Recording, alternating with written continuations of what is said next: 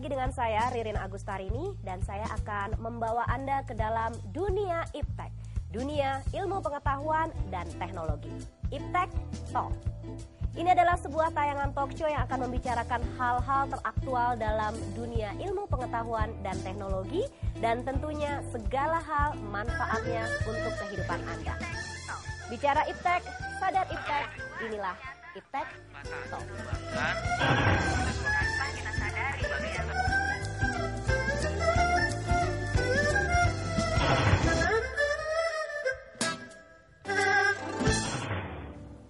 Ya, smart people, dalam Iptek Talk episode kali ini kita akan berbicara banyak mengenai sistem pengawasan pembangkit listrik tenaga nuklir.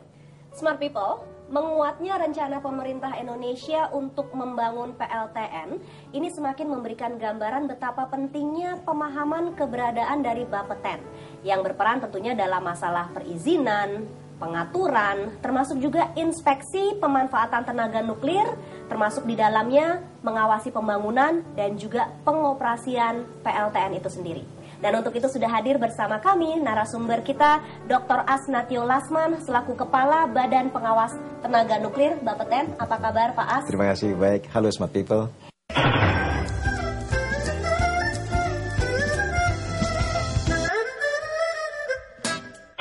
Dan juga Insinyur Suharyanta Master Engineering selaku Direktur PIBN atau Perizinan Instalasi dan Bahan Nuklir. Selamat datang Pak Suharyanta. Smart people, apa kabar?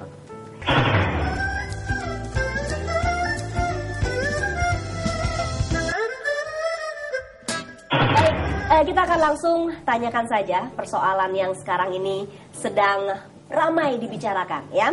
Sebetulnya Bapeten ini fungsinya dulu nih Pak As, apa ini? Bapeten ini punya fungsinya adalah pengawasan melalui 3 aspek, ya. Pengaturan, perizinan dan inspeksi. Ini semua dimaksudkan agar semua pemanfaatan tenaga nuklir di tanah air ini benar-benar bisa memenuhi aspek safety, security dan safeguards. Dengan demikian keselamatan, jadi kalau sudah ada izin dari Bapeten maka keselamatan bagi pekerja, masyarakat dan lingkungan itu bisa dijamin. Dengan demikian kita ini sebenarnya adalah melindungi dari aspek tadi dari sisi keselamatannya, untuk lingkungan juga. Dengan demikian semua bisa kalau dioperasikan dengan bagus, sesuai dengan standar internasional. Oke, baik. Nah, dengar-dengar kan belakangan ini perlu sosialisasi lebih mengenai Bapeten ini. Apakah memang selama ini Bapeten dalam menjalankan fungsi tugasnya kurang dianggap atau kurang mengawasi? Memang suatu hal yang digarisbawahi ya, memang harus dilaksanakan.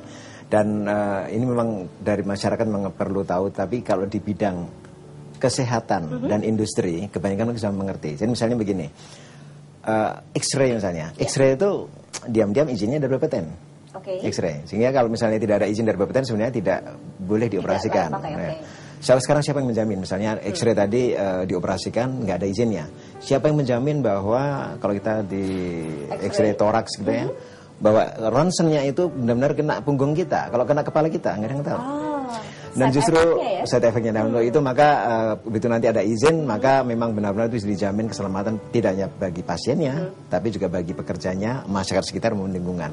Ini terus akan berkembang masalah industri dan seterusnya. Nah, memang dalam kaitan ini yang untuk instalasi di bahan nuklir ini baru komunitasnya baru Batan. Yang di luar itu masih belum ada. Namun sejalan dengan tadi disampaikan di awal dengan adanya PLTN tadi ya, maka mau tidak mau publik harus mengerti keberadaan dari Bapeten dan untuk itu maka melalui media ini sekaligus sosialisasi dari lembaga pengawas tenaga nuklir. Ya.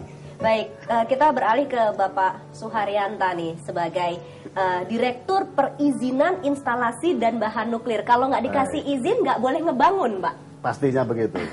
Kita harus melalui perizinan karena apapun taruhannya adalah keselamatan. Dalam proses perizinan kita mensyaratkan beberapa syarat-syarat yang penting untuk keselamatan. Di samping itu tadi disampaikan Bapak Kepala, keamanan juga penting, safeguard juga penting. Ketika aspek itu harus terpenuhi, baru proses jalan dan izin baru kita keluarkan.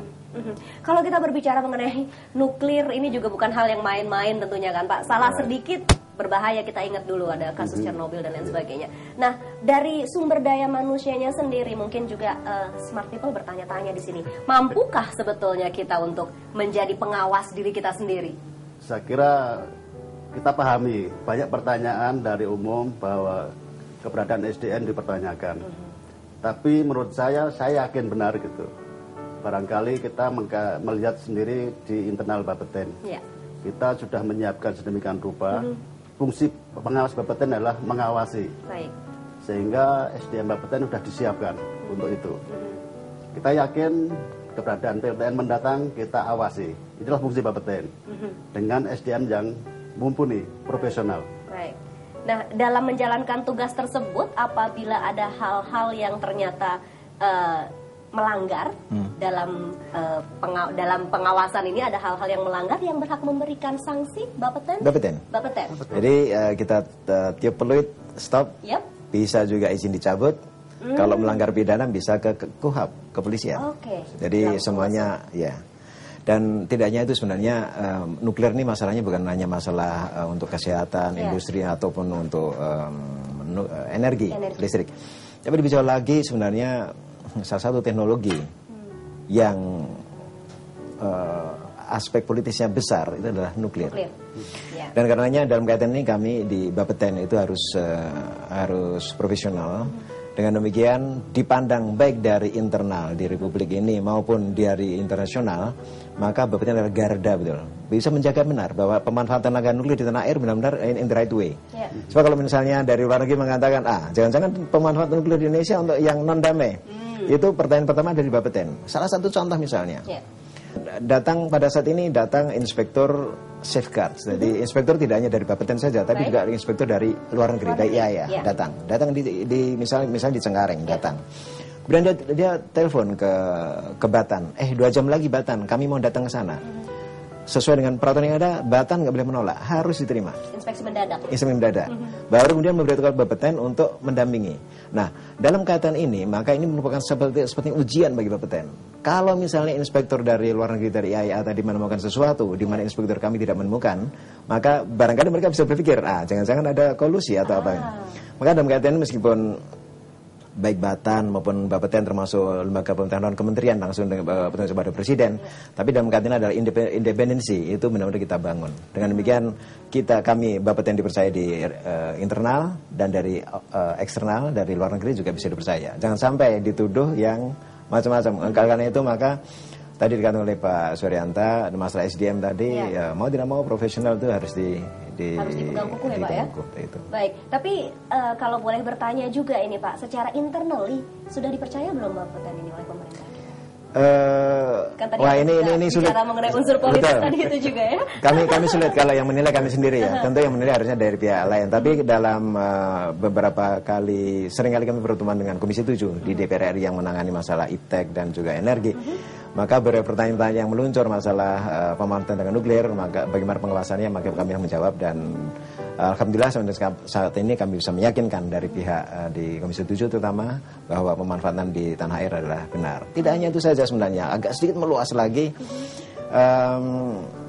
Kemarin baru saja meteor jatuh. Ya, betul. Meteor kita tidak tahu lagi. Ini yang jatuh dari ruang angkasa itu ada radiasi atau tidak? Ya.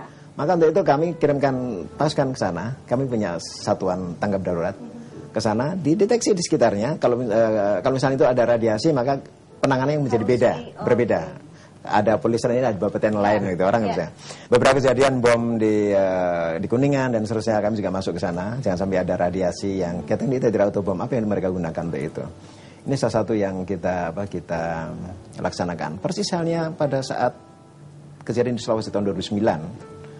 Ada detektor yang ada di Australia, Austria, dan New Zealand itu menyatakan bahwa ada ledakan nuklir di atas Sulawesi Selatan. Mereka menanyakan ke Bapeten, kami tidak tahu juga. Sulawesi Selatan kalau dipeta sih kecil, tapi begitu luas, kan luas sekali. 2 minggu kemudian Kepala Lapan beritahu kepada kami posisi di mana tadi ledakan tadi, baru kami kemudian kirimkan pasukan ke sana. Ternyata adalah meteor yang jatuh dan tatkala masuk ke atmosfer kita beberapa kali ledakan terjadi. Dan ini diindikasikan di negara-negara lain sebagai ledakan nuklir. Alhamdulillah tidak ada radiasi di sana, tetapi itulah salah satu tugas dari lembaga pengawas ini, agar baik yang dimanfaatkan maupun yang non itu ya, non pemanfaatan itu tadi benar-benar bisa terkendali dan aman bagi right publik. on track tadi itu ya Pak ya, ya. tetap dalam koridornya Yeah. begitu ya. Baik, ya Smart People, kita akan jeda dulu sejenak dan setelah jeda kita akan kembali lagi tentunya masih di Iptek Talk. Smart People, kembali lagi dalam Iptek Talk dan kita masih berbicara mengenai sistem pengawasan pembangkit listrik tenaga nuklir. Kalau tadi berbicara juga mengenai reaksi atau kalau ada sesuatu, ada radiasi, pencemarankah atau bisa jadi hal-hal seperti itu terjadi begitu kan. Saya akan ke Pak Suharyanto terlebih dahulu. Saya ingin bertanya mengenai pandangan Bapak untuk PLTN ini. Ini kan semakin banyak isu-isu yang berkembang bahwa akan semakin banyak dibangun nanti ini untuk PLTN ini di Indonesia. Rencananya begitu. Nah, tapi dengan lingkungan hidup. Nah, ini kan harus ada keterkaitannya juga ini membangun PLTN, tapi kita juga harus memperhatikan lingkungan hidup, jangan sampai ada radiasi tercemar dan lain sebagainya. Ini gimana nih Pak? Baik, terima kasih. Saya kira masalah lingkungan hidup menjadi salah satu concern penting bagi Bapeten. Di samping keselamatan tadi saya katakan. Dalam hal ini kita bekerja sama cukup erat dengan Kementerian Lingkungan Hidup. Ya. Jadi sebelum PLTN dibangun, dipastikan benar bahwa AMDAL PLTN harus sudah lengkap. Lengkap, oke. Artinya apa? Bahwa di dalam AMDAL nanti ada rencana pengendalian lingkungan, RPL, ada rencana pengelolaan lingkungan. Itu harus sudah ditetapkan sebelum dioperasikan. Begitu dioperasikan nanti itu ada rutinitas pemeriksaan, pengambilan sampel. Terlebih lagi nanti kalau ada pembangunan PLTN akan dibangun sistem monitoring online, secara online. Online monitoring system untuk memonitor apabila ada terjadi cemaran, lepasan yang tidak dikehendaki. Baik. Itu dengan adanya itu sedini mungkin diketahui ada anomali, secepat itu pula ada action, tindak lanjut untuk mengambil pencegahan. Baik, sebetulnya dalam radius berapa kilo atau tempat-tempat seperti apa sih yang tidak boleh dibangun PLTN di situ? Saya kira itu sudah diperhitungkan dari awal. Saya kira itu pun berlaku di dunia juga gitu. Bahwa ada garis-garis batas di mana penduduk itu boleh berada. Penduduk jarang sampai penduduk padat. Itu tentang kilometernya itu adalah variasi, tergantung dari jenis PLTN dan dayanya gitu. Termasuk juga keberadaan jalur-jalur evakuasi yang memungkinkan.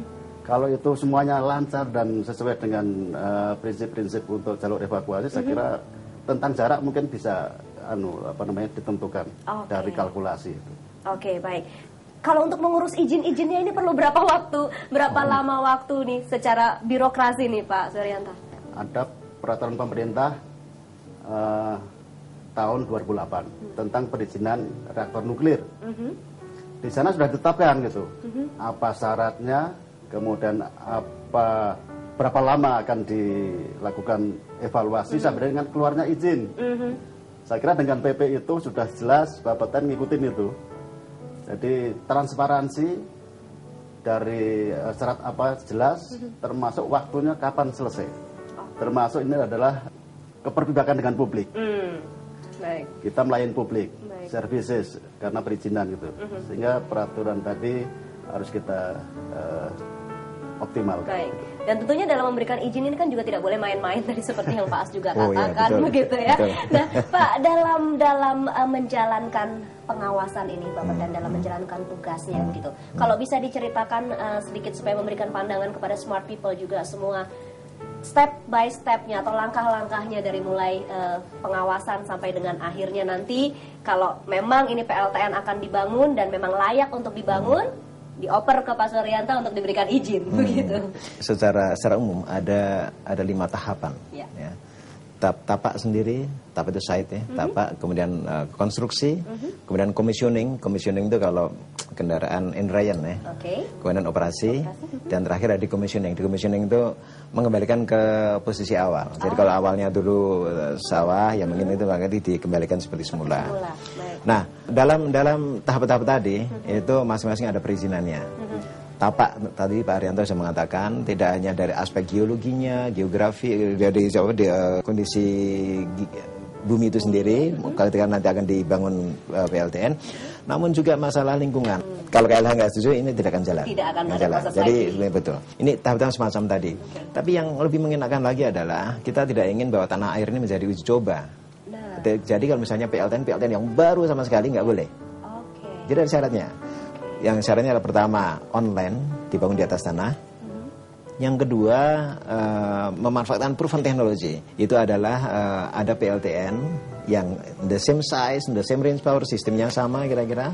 Enggak atau di luar negeri mana gitu ya. Yang minimal 3 tahun beroperasi. Maka Bapeten bisa melihat bagaimana dia kinerjanya dan seterusnya. Sehingga kita bisa menentukan kita pilih itu atau bukan. Oke. Nah, kalau misalnya ada seorang vendor, calon pemasok PLTN yang mengatakan ini baru sama sekali mah, kan kita tolak. Bisa dia mengatakan ini tanpa operator dan saya bisa. Nggak bisa. Kecuali sudah ada contoh di luar negeri. 3 tahun beroperasi, get accepted. Oke. Nah, dengan demikian ini adalah suatu jaminan bagi kami. Kalau di negara lainnya sudah beroperasi dengan bagus, maka mungkin kita akan berikan izin di sini sesuai dengan kondisi site yang ada.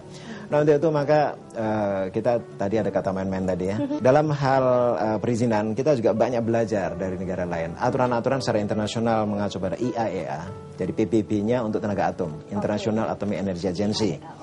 Tapi untuk tapak, kami banyak belajar di Jepang. Dengan kalau nanti bisa dibangun, kira-kira syaratnya apa dan seterusnya, itu untuk publik aman. Kemudian yang lain-lainnya kami mengacu konstruksi, yang mengacu US NRC, United States Nuclear Regulatory Commission yang ada di Amerika.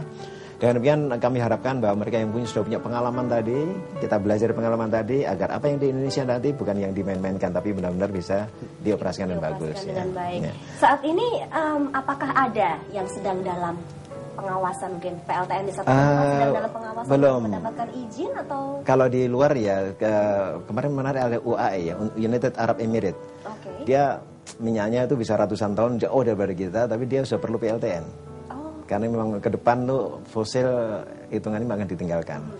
Tetapi untuk Indonesia sendiri, kami di Bapeten, mungkin Pak Arianto bisa ceritakan, kita belum menerima apply sama sekali. Jadi tidak ada aplikasi. Jadi kalau misalnya orang sekarang pada mungkin di Muria, mungkin di sini, belum tentu. Kami belum menerima aplikasi sama sekali. Oke, jadi itu masih baru kabar burung begitu ya.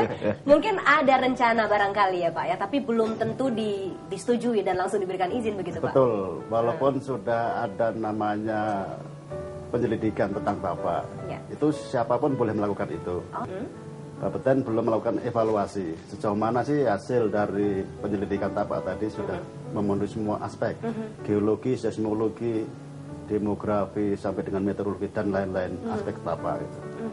Sampai dengan saat ini Bapeten belum menerima event dari Muria. Oke. Mungkin tapak yang lain menyusul, namun belum masuk ke Bapeten. Oke, baik. Jadi kalau belum masuk, ya belum ada apa-apa, izin apa-apa ya begitu ya Pak. Nah, kemudian kalau kita berbicara tadi perizinan, kemudian juga langkah-langkahnya untuk bisa mendapatkan izin tersebut begitu. Pada saat satu sudah mengajukan izin, sudah memasukkan Bapeten, kemudian stuck kalau tadi contohnya di KLH begitu ya. Sudah stop sampai di situ, tidak ada proses lagi selanjutnya atau dia harus bisa membenahi itu dulu kemudian kembali lagi untuk. Kalau misalnya ada sesuatu yang perlu dikembalikan, kita kembalikan dulu. Misal ada yang kurang dia, kembalikan dulu sesuai dengan syarat-syarat perizinan yang ada. Dan kami sendiri juga tidak hanya Bapeten sendiri. Kami bisa menggandeng universitas baik di dalam maupun di luar negeri, bisa dengan R&D yang ada di luar negeri untuk mereview. Karena ini kan juga pengalaman pertama juga bagi kami. Jadi bisa melibatkan masyarakat. Jadi dengan dana perizinan yang ada nanti, kami bisa meng-hire orang pihak lain. Ada pandangan barangkali, ini kan sama-sama plat merah sama barangkali mungkin diizinkan gitu. Tapi justru dengan hanya Bapeten tadi, kalau mereka ada informasi yang memang berguna bisa dimasukkan ke Bapeten, karena Bapeten bisa mengatakan iya atau tidak suatu PLTN bisa dibangun. Dengan demikian kita bisa menilai itu dengan adil. Jangan kemana-mana Smart People, Iptek Talk akan kembali lagi untuk Anda. Ya, Smart People, kita kembali lagi dalam Iptek Talk kali ini dan kita akan lanjutkan obrolan kita dengan tamu-tamu kita, Bapak Dr. Asnatio Lasman dan juga Insinyur Suharyanta, Master Engineering. Baik, nah kita kan juga berbicara di sini mengenai SDM, tadi juga sudah berbicara mengenai SDM. Untuk meminimalisir human error. Kita ini sudah mungkin lebih dari 30 tahun pengalaman reaktor nuklir yang ada di Indonesia, di Yogyakarta. Sudah lebih dari 30 tahun. Kemudian yang di Bandung sudah cukup lama. Yang terakhir adalah Serpong. Serpong pun itu pun juga akhir 80-an. Kita tidak melihat dari fasilitasnya, kita melihat dari SDM-nya gitu. Tentunya pengalaman itu sudah berbicara. Ya, baik. Bagaimana SDM baik itu pengoperasinya, operatornya, baik sisi pengawas. Saya kira sudah cukup punya pengalaman dan pengalaman gitu ya sudah. Tinggal menambah kalau PLTN ini adalah bendanya lain, baik. Fasilitas lain. Namun secara prinsip pengawasan sama. Baik, oke. Jadi berarti untuk yang dimaksud saya dengan human error di sini adalah supaya kita juga tidak ada nanti terjadi seperti ya begitu. Pak As sudah menangkap rupanya. Gimana Pak As mau menambahkan? Ya yang jelas adalah bahwa PLTN ini sebenarnya bukan, kalau dari segi teknologi bukan suatu yang baru sama sekali. Teman-teman dari PLN itu untuk pembangkit listrik apakah batu bara, apakah minyak, ataukah yang gas, itu sebahagian dari sistem dari PLTN itu mereka sudah biasa. PLTN ini hanya nuklirnya itu hanya untuk mendidihkan air aja sebenarnya. Begitu sudah airnya mendidih, yang sisi yang di belakangnya sana itu sudah teman-teman dari PLN, inspektor mereka sudah paham. Hanya kalau dari PLTN memang ini semua adalah tugas di BPTN, tapi kami nanti bisa bekerja sama dengan para inspektor yang non nuklir tadi untuk menginspeksi PLTN. Itu yang pertama. Yang kedua, ini kan tadi dikatakan sudah 20-30 tahun dan seterusnya, itu memang akibatnya ada aging bagi SDM. Nah untuk itu salah satu cara untuk meregenerasi adalah dengan mereka kita tugaskan belajar di Gajah Mada, belajar di ITB, juga ikut training di luar negeri. Bahkan rencana kami nanti, kalau nanti memang sudah ada PLTN-nya, sudah ada yang apply, kami akan melaksanakan OJT, on the job training. Jadi para inspektur senior kami kita tugaskan di salah satu negara vendor ya yang akan memasok nanti. Di sana nanti mereka langsung belajar langsung bagaimana menginspeksi PLTN dan seterusnya. Jadi langsung belajar. Dengan demikian kita mengharapkan bahwa human resource development itu tetap tumbuh dengan bagus tanpa harus tadi kekhawatiran kesalahan-kesalahan yang terjadi. Baik. Ya. Nah, Bapeten sendiri itu ada yang mengawasi lagi nggak? Atau dari lembaga internasional ini? Pertanggungjawaban kinerja kami itu langsung ke Presiden. Tetapi dari sisi internasional mereka akan bisa melihat kalau misalnya dari IAIM tadi mengirimkan inspektor, mereka menemukan sesuatu, Bapeten enggak, maka kredibilitas kami bisa makin turun nih. Alhamdulillah pada awal 2009 kami mendapat komplimen dari IAIA bahwa apa yang kami inspeksi dengan yang mereka inspeksi sama. Yang tahun ini bukan komplimen tapi berunsur karena mungkin ada pergantian pejabat di IAIA sana. Tapi anyway mereka mengakui kinerja kami sesuai dengan para inspektur mereka hasilnya. Ini cukup membanggakan kami. SDM-nya yang ada di Bapeten maupun juga di Badan Perizinan ini memang SDM yang sudah terpercaya begitu ya? Insya Allah mudah-mudahan. Baik, dari Pak As dan juga Pak Suharyanta sendiri, saya ingin tanya dulu pada Pak As, harapan Pak As juga terhadap pemerintah, kemudian juga saat ini sedang gencar-gencarnya mensosialisasikan Bapeten ini. Kerjasama yang diharapkan dengan pemerintah apa sebenarnya? Jadi sebagai Menteri Koordinator untuk kegiatan riset Menristek, jadi semua kegiatan yang mengarah pada publikasi sosialisasi, jadi ketenangan keberadaan pemanfaatan tenaga nuklir dengan pengawasannya itu in place, itu satu. Tadi kami contoh dengan X-ray, nanti ada CT scan dan seterusnya. Jadi kalau ada suatu alat itu tidak ada stikernya Bapeten. Itu stiker Bapeten. Maka orang begitu masuk ruangan boleh balik kanan. Saya tidak dijamin keselamatannya. Karena orang kan tidak tahu lagi. Komplain, ya? Boleh komplain. Jadi kami ingin kontrol dari kami ada, kontrol masyarakat ada juga. Karena demikian luasnya wilayah Republik ini, kami yakin bahwa tentu ada impor yang ilegal, mesti ada tentu ya. Dan ini sulit untuk diawasin karena kami dipantau sulit. Nah, PLTN itu dananya nanti itu bukan dari pemerintah. Karena ada definisi untuk PLTN, untuk yang komersial itu bukan pemerintah namun BUMN, badan swasta atau koperasi. Jadi dengan demikian kalau sudah hitung-hitungannya dengan swasta, tentu mereka akan memilih ya reaktor yang tidak rewel ya, tentunya. yang efisien, yang tidak spare partnya gampang dicari, yang itu dari sisi mereka kan akan memandang itu lebih tricky di situ. Jadi tidak ada subsidi dan seterusnya, mereka akan lebih tricky di situ. Dan ini adalah merupakan pengusahaan di Indonesia secara fairness ya. Kita mengawasi mereka juga secara keekonomian, secara teknologi bisa dilihat juga. Dan andai kata ini bisa muncul, maka saya yakin bahwa industrialisasi di Republik ini akan bisa lebih baik lagi. Karena mau tidak mau kalau kita melihat di regional ini, Malaysia, Thailand, Vietnam, bahkan Singapura yang dulunya itu tidak suka dengan PLTN, sekarang dia melirik PLTN. Ini jadi era itu mungkin tidak akan bisa diabaikan. Bahkan dalam kesempatan kami beberapa pertemuan baik Asian Nuclear Safety Network ataupun yang Safeguards, ini terlihat bagaimana kuatnya keinginan untuk memanfaatkan nuklir dengan lebih optimal di jalur yang benar. Itu yang paling penting, Pak As. Pak Suharyanto, tadi kan Pak As juga bilang kalau misalnya tidak ada stiker Bapeten. Ya, misalnya kita tadi ke rumah sakit mau X-ray begitu ya, tidak ada stiker Bapeten, kita boleh balik kanan bubar jalan begitu kan. Nah, kalau memang misalnya ada smart people yang juga ingin membantu mengawasi juga, kemudian ingin mengadukan atau ingin komplain hal-hal yang dianggap mungkin ini tidak sesuai, tidak ada stiker dan lain sebagainya, harus lari kemana? Ada alamatnya, Pak. Dalam hubungannya keberadaan instalasi nuklir, nanti PLTN, lebih-lebih PLTN gitu. Kita harus bekerjasama dengan pihak lain, institusi yang ada di Republik ini. Contohnya gitu, kalau nanti terjadi suatu kecelakaan nuklir gitu, yang cukup besar, sehingga itu lepas ke luar kawasan nuklir gitu, kita harus punya link kerjasama dengan BNPB, Badan Nasional Penanggulangan Bencana. Karena badan itulah yang punya mekanisme sampai ke bawah. Gitu. Kemudian ini contoh juga tentang aspek keamanan. Bapeten tidak bisa bekerja sendiri dalam hal untuk memantau segi keamanan. Jenis kriminal seperti apa, jenis sabotase seperti apa yang kemungkinan bisa attack kepada fasilitas PLTN. Ini kita kerjasama dengan polisi, dengan informasi dari Badan Intelijen Negara, BIN, dan dari informasi lain. Selalu kita galang seperti itu, mengumpulkan data, kemudian merumuskan sesuatu, kemudian ini dipakai untuk fasilitas, mendesain fasilitas yang seaman mungkin. Saya kira kalau terjadi komplain atau mungkin tadi stiker ternyata tidak ada para pemirsa smart people pada umumnya, ada alamat ke Bapeten.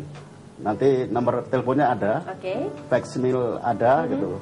Telepon. Jadi ada sarananya ya, ada sarana untuk penampungan segala mungkin komplain atau masukan atau bahkan dia ada smart people yang mengatakan saya waktu itu cek ke sana kok kayaknya meragukan dan lain sebagainya, coba tolong dicek, diawasi lagi, begitu bisa tuh ya Pak ya? Boleh ya? 24 jam 7 hari seminggu bekerjanya sistem itu. 24 hours 7 days in a week. Dan yang lain lagi adalah bahwa tadi masa stiker dan iklan mudah-mudahan bisa berlangsung di 2010 ini. Jadi sekarang masih kita persiapkan itu.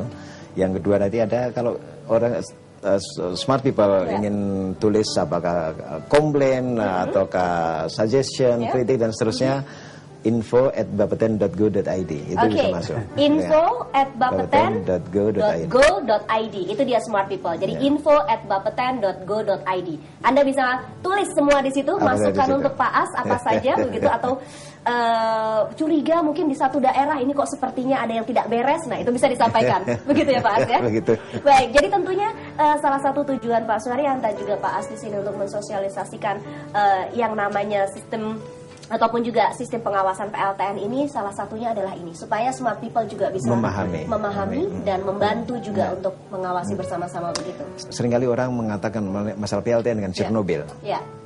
Ini kalau kita lihat dari sisi pengawasan, ada something wrong di situ. Ya. Jadi di Chernobyl di Ukraina itu ada 4 unit, 4 modul, masing-masing 1000 megawatt elektrik. Ada 4 unit. Yang meledak itu yang terakhir, baru 2 tahun. Meledaknya kenapa? Nah ini dia melanggar perizinan. Yang termuda malah. Yang termuda, karena dia itu PLTN harusnya membangkitkan energi, tapi pada saat itu dimanfaatkan untuk eksperimen. Seandainya tidak untuk eksperimen, maka seperti 3 yang lain tidak masalah. Tapi kemudian ya itulah, kemudian potret nuklir di dunia menjadi muram. Dan mudah-mudahan dengan renaissance saat ini dan pemahaman publik yang lebih baik lagi, maka harapannya kita bisa memanfaatkan sumber daya apa saja di sini dengan sebaik-baiknya untuk kesejahteraan hidup umat manusia. Jadi intinya juga antara lain mungkin smart people, selain juga SDM yang memang sudah berpengalaman dan terpercaya, tapi tetap right on track, itu juga yang paling penting. Begitu ya. Nanti izinnya baru bisa dikeluarkan, begitu ya Pak Suharyanta ya. Baik, terima kasih sekali Pak As dan juga Pak Suharyanta atas bincang-bincangnya kali ini. Saya juga secara pribadi sedikit banyak sekarang mengerti ini mengenai fungsi dan juga apa gunanya Bapeten selama ini. Begitu ya. Semoga saja Anda smart people juga semakin memahami fungsi dan juga keberadaan Bapeten di negara kita ini. Baik, terima kasih Pak Suharyanta atas waktunya. Sama-sama. Terima kasih. Terima kasih. Pak As. Baik. Smart People, kita jumpa lagi dalam Iptek Talk untuk episode berikutnya. Ya, Smart People, terima kasih Anda sudah menyaksikan Iptek Talk dan jangan lupa untuk selalu menyaksikan Iptek Talk untuk episode-episode berikutnya. Cintailah terus ilmu pengetahuan dan teknologi dan jangan pernah bayangkan hidup Anda tanpa Iptek. Dari kantor Kementerian Riset dan Teknologi, Gedung BPPT lantai 24, saya Ririn Agustarini. Salam Iptek Talk.